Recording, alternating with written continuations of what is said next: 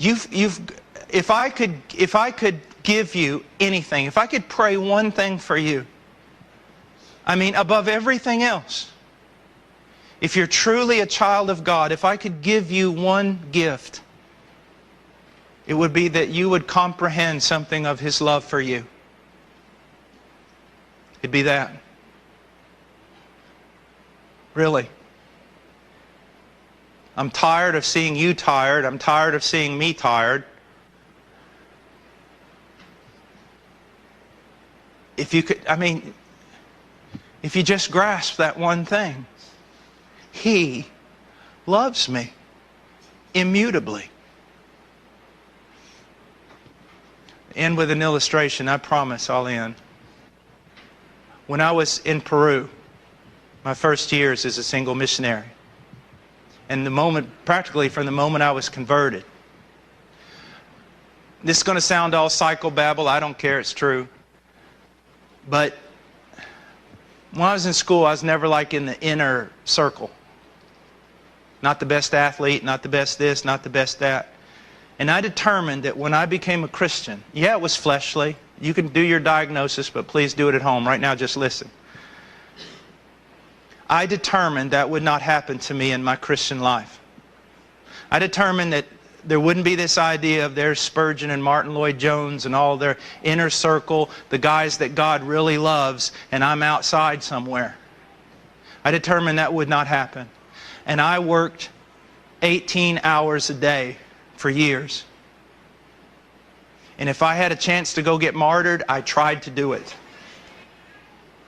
Until the point where I weigh like 225 right now. I weighed about 169 pounds. And I killed myself. I killed myself. And one day, on the 3rd floor of this old building where we took care of street kids, and we had our church during the war in Peru. It was all bombed out and everything else, and I slept in a little room on the 3rd floor.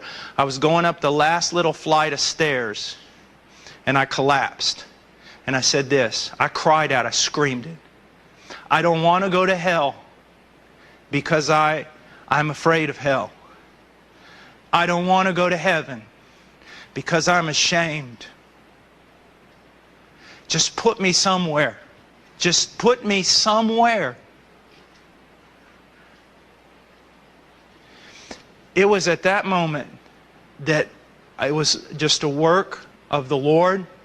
Scripture started coming to mind, different things. I realized, yeah, how fleshly everything had been, how wrong I was. But here's the thing. I recognized God loved me. Loved me. That I didn't have to move to the left or the right. That was the thing I thought that day. I was sitting on the steps and I was looking at myself and I realized I don't have to move a 1/4 of an inch to the left or a 1/4 inch to the right. I don't have to be a great missionary. I don't have to die as a martyr. I don't have to be a great preacher. I don't have to do anything because it is all it's God. It's in God. He did it all. He made the decision. He carries it through. He brings it to its end. I am loved. What a wonderful release. That it's just Him. It's Him. For every once, I'll take a Puritan statement and modernize it.